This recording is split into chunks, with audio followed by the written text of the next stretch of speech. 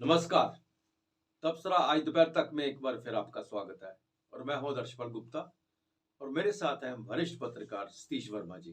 सतीश जी, जम्मू कश्मीर के अंदर इस वक्त पूरे भारत के अंदर लेकिन स्पेशली जम्मू कश्मीर के G20 की धूम मची हुई है और विधानसभा चुनावों पे जो संभावना बनी हुई थी लग रही है फिर धूल उस पर पड़ गई है।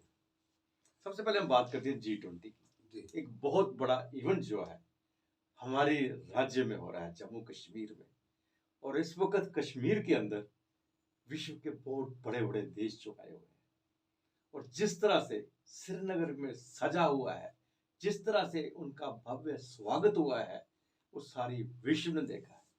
सिवाय तो पाकिस्तान और चाइना, उन्हें आंखें बंद की हुई हैं क्योंकि उनको हृदय गति चल रही है, तेज बहुत हो गई है, उनके दिल के किसी को दौरा पड़ने जा रहा है, कोई को कुछ हो रहा है।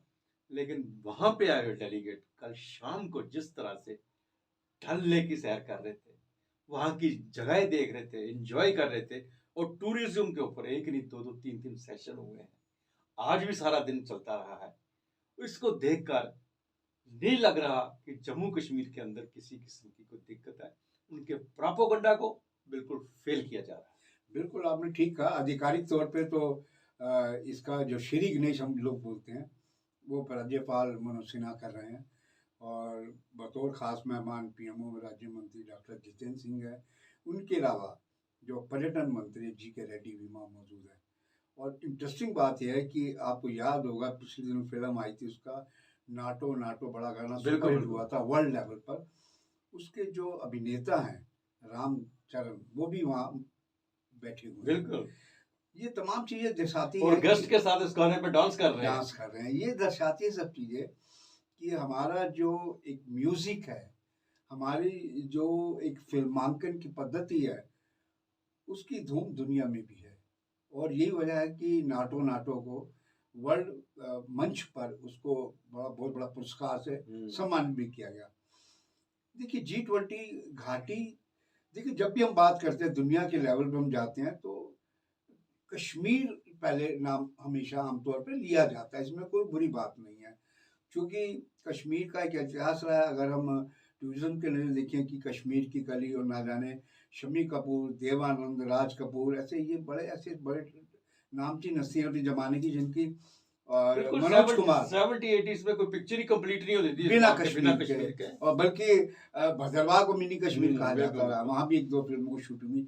तो हम समझते हैं कि ये हमारे लिए बड़ी एक खुशामदीद की स्थिति है कि दुनिया के 17-18 मुल्क के प्रतिनिधि यहाँ मौजूद हैं और जिन्होंने कश्मीर को कभी नहीं देखा वो रूबरू हो रहे हैं। और कल जैसे आपने खुद बताया कि डल लेक के अंदर उन्होंने शिकारे में मौज ली और देखा कि डल झील आखिर है कैसी। ये वही डल झील है जो कि माइनस टेम्परेचर में जम जाती है, लोग क्रिकेट खेलते हैं इसके ऊपर। और हालांकि उनको गुलमर्ग जाना था, लेकिन गुलमर्ग में हमने कल भी जिक्र किया था, आपने भी, एक वो पकड़ा गया OGW, उसने कहा था कि क्या नाम है, एक बड़े हमले की तैयारी थी जैसे बॉम्बे में हुआ था। हम एक बात जरूर कहेंगे, देखिए स्टेट एडमिनिस्ट्रेशन ने तो कमाल का काम किया। उसमें LG मनोज सिन्हा की अगुवाई में जिस प्रकार G20 के पर्व के मौके पर घाटी को सजाया तो गया, बल्कि उसकी जिस प्रकार से मरम्मत की गई है, खूबसूरती बहुत खूबसूरत, बेमिसाल। उसके अलावा हम अगर सुरक्षा की दृष्टि से देखें, हमारी सुरक्षा एजेंसी जबरदस्त चौकस है, चाहे वो डल लेक के अंदर हो, कहते हैं ना आकाश से लेकर धरती तक चारों तरफ हमारे शूटर बैठे हैं।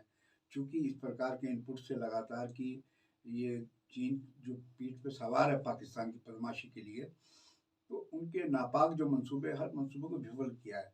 और यही वजह जिसका आपने शुरू ओपनिंग में जो बात की पाकिस्तान को लेकर, पाकिस्तान और चीन लगता है कोप भवन में चले गए। बिल्कुल बिल्कुल बिल्कुल। तो वो उनके पास सवाए प्रलाप करने के, रोने पीटने के, इस्लामाबाद छोड़ के POJ के में बैठ गए हैं, देख रहे हैं, तमाशा देख रहे हैं, देख रहे हैं क्या हो रहा है कश्मीर के अंदर, सब कुछ दिख रहा है। अच्छा, मन तो उनका भी कर रहा है, इंटरनेशनल जो टीवी है, मीडिया है, सब दिखा रहा है, बिल्कुल सब दिखा रहा है, दिख रहे हैं उनको। मन तो उनका भी कर रहा है कि नज़ारों में भागीदारी की जाए। कहता है कुछ तो मजबूरियां हैं उनकी भी, यूं तो कोई व्यवहार नहीं होता। क्योंकि जो उन्होंने पार्टीशन के बाद से जो एजेंडा चलाया है, वो एजेंडा उनकी राह का कांटा है सबसे पहले। और अब जबकि चीन उसकी पीठ पर सवार है, तो अब वो ज्यादा और खराबी करने की स्थिति में पैदा हो रहा है। तो हम सामने कुल मिला के देखा जाए हमारे लिए, और ये भी हम अपने प्रबुद्ध दर्शकों को बताएं कि ये केवल साउथ एशिया में पहली बार नहीं, बल्कि हमारे जम्मू कश्मीर में पहली बार हो रहा है। इसका इसलिए भी ज़्यादा महत्व है क्योंकि 5 अगस्त 2019 के बाद हो रहा है, जब परिस्थितियाँ पूरी बदल गई और जिस पर चीन और पाकिस्तान में कुदृष्टि लगाए बैठा है, उसके बावजूद क्या गजब का नज़ारा श्रीनगर का देखने लायक है।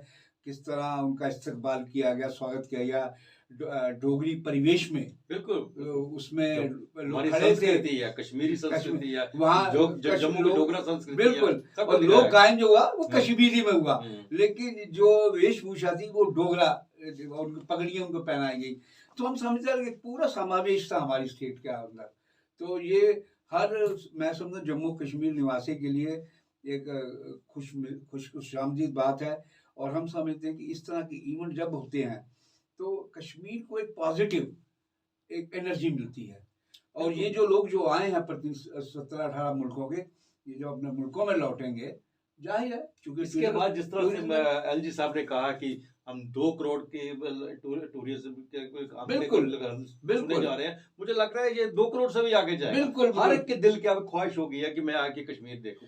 अभी भी हम जहाँ बैठे हैं, हमारी कुछ ऐसी स्थिति है नहीं कि हम इससे जा नहीं सकते। बिल्कुल, अभी दिल कर मन हमारा भी कर रहा है। अभी भी हम चाहते हैं कि चाहे G20 खत्म भी हो जाए, उसके बाद भी जाके देखें हम किस तरह से वो सजा हुआ है वो कश्मीर, जहाँ पे कहते थे कि खून की नदियां बहती हैं, हड़तालें होती रही। हड़तालों की तो काल दी गई है, बिल्कुल नहीं किया किसी ने हड़ताल नहीं, लोग इतने खुश है वहाँ, कोई ठीक है चंद दिनों कोई नई चीज बनती है उसमें मुश्किलातें आती हैं, लेकिन आपको कह रहे हैं कि हमारी मार्केट देखने लोग आएंगे, हमारी मार्केट जो आएगा कुछ खरीदारी करेगा, लाल चौक देखने लायक है। बाहर से इतने देशों के जो प्रतिनिधि आए हुए हैं, जाके वो वहाँ हमारे लिए बात करेंगे, कश्मीर के लिए बात करेंगे, डेफिनेटली टूरिज्म को और भी बढ़ावा मिलेगा इस पे। बिल्कुल, इसमें कोई दो राय नहीं। लेकिन एक छोटी सी चीज जो जम्मू की दृष्टि दिखती है, एक इवेंट यहाँ और होता तो सोने पे सुहागे वाली बात, बिल्कुल सोने पे सुहागे कहीं रख लेते, रघुनाथ बाजार में रख लेते, या कल हमने जैसे कहा गुप्त गंगा वहां रखते, वो तो बेमिसाल होता अपने आप में। बहुत जगह हमारे जम्मू के अंदर कहीं भी एक इवेंट हो सकता था, लेकिन फिर भी हम कहेंगे कि इस तरह का ये इवेंट जम्मू कश्मीर के इतिहास में पहली बार होने जा रहा है। और इसमें सबको मीन मेघ निकालने की बजाय इस इवेंट को आगे बढ़कर खुशामदीद कहना चाहिए। बिल्कुल, जम्मू कश्मीर का नाम पूरे विश्व में पहले भी था, लेकिन अब जो नाम आएगा उसका स्वरूप अलग सा होगा। सतीश जी, विधानसभा के चुनाव इंतजार है लोगों को बहुत ज्यादा जम्मू कश्मीर के। पीछे लग रहा था कि चुनाव जल्दी हो जाएंगे, लेकिन अब फिर ऐसा लग रहा है कि इसमें फिर वो धूल जो है पड़ गई है, शायद ही हो अब इतनी जल्दी। हालांकि स्थिति हम बार बार कह रहे हैं बहुत अच्छी है जम्मू कश्मीर की, जबकि पूरे विश्व को हम बता रहे हैं, वहां पे G20 भी हमने करवा दिया है, सबको दिखा दिया है कि हालात बिल्कुल नॉर्मल है, फिर चुनाव क्यों नहीं हो रहे? देखिए ये तो है ही है।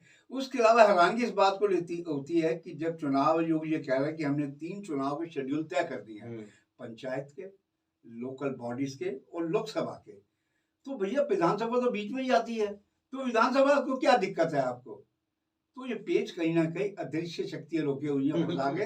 हम समझते हैं कि देखिए बहुत सी चीजें ऐसी हैं जो सब समझ रहे हैं, लेकिन क्योंकि पुष्टि कहीं नहीं है इसलिए कोई कहने की बात नहीं करता। हालांकि पिछले दिन जैसे आपने कहा कि जिस तरह चुनाव आयोग ने अपनी कवायद शुरू की थी, परिसीमन आयोग की पूरी कवायद होने के बाद, और ये भी सिग्नल आ रहे थे कि हो सकता है कि अगले साल मतलब इसी साल चुनाव अप्रैल मई जून में चुनाव करा दिए जाए, लेकिन तो जून भी आने वाला है। तो अब लेकिन हम फिर भी पता ना जाने एक दिमाग में ऐसा क्यों रहता है कि किसी दिन हम सोए रात को लेट नाइट सो रहे हो और टीवी खोलें, चुनाव आयोग का ऐलान हो गया चुनाव कराने का। ये भी अचानक कहीं इस तरीके से ऐलान, हालांकि इस तरह के ऐलान कभी नहीं होते, मीडिया के आगे बोला जाता है, लेकिन आजकल मोदी है तो मुमकिन है। लेकिन सर जम्मू और कश्मीर की कुछ परिस्थितियां बदली सी हैं चुनावों को लेकर। बिल्कुल, जितने जम्मू के अंदर चुनावों की मांग जिस तरह से हो रही है वो कश्मीर के अंदर नहीं है। हाँ, बिल्कुल कश्मीर के अंदर नहीं है। और यहाँ पर कोई भी पार्टी बिल्कुल तैयार ना होने के बावजूद भी चुनाव चाहती है। बिल्कुल, ये सबसे बड़ी बात। बिल्कुल, अब कोई पार्टी नहीं कह सकती, दावा नहीं कर सकती मैं हुकूमत बनाऊं, चाहे उसका संगठन कमजोर है या बड़ी। आजाद को ले लीजिए, अभी जुम्मा 4 दिन उसको हुआ है, 2 साल 1.5 साल हुआ है। अभी उनकी पार्टी का कहा जाए कि संगठन भी पूरी तरह नहीं बना, लेकिन वो भी ताल ठोक रहे हैं चुनाव के लिए। तो आपने ठीक कहा, चुनाव की हर आदमी को ललक लगी है कि चुनाव हो, ये तो एक पॉलिटिकल बात हुई है। लेकिन दूसरी बात ये बड़ी अहम है वैसे भी, किसी भी लोकशाही में, किसी भी अच्छे लोकतंत्र में, हमारे हिंदुस्तान के लोकतंत्र को दुनिया में माना जाता है।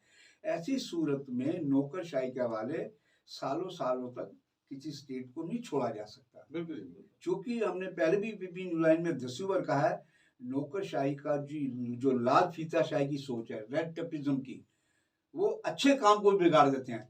लेकिन पॉलिटिकल आदमी जो होता है, उसको वोट लेने हैं, वो गड़बड़ काम को भी सही कर देगा।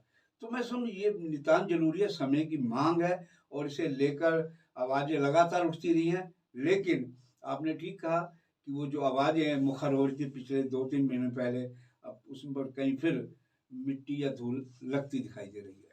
ये था तबसरा आज दोपहर तक का। बाकी खबरों के लिए आप देखते रहें पीपी न्यूज़ लाइन। नमस्कार। नमस्कार।